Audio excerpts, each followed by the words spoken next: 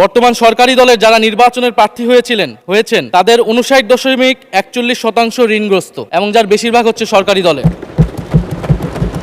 সংসদ সদস্যদের 11,000 কোটি টাকার বেশি ঋণ রয়েছে, যার অধিকাংশই সরকারি দলের।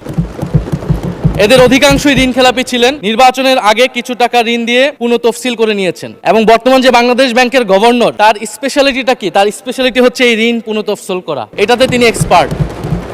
ফলে তাকে বাংলাদেশ ব্যাংকের গভর্নর কেন দেওয়া হয়েছে এটা খুব পরিষ্কার, মাননীয় স্পিকার। এই যে হাজার হাজার কোটি টাকার ঋণ, সেই ঋণগুলো যাতে ঋণ পুনঃতফসিল করতে পারে, সেই সুযোগ সুবিধাটা করে দেওয়ার জন্যই বাংলাদেশের ইতিহাসে প্রথমবারের মতো একজন ব্যবসায়ীকে বাংলাদেশ ব্যাংকের গভর্নর দেওয়া হয়েছে। ফলে জাতির সামনে এই জিনিসগুলো পরিষ্কার হয়েছে।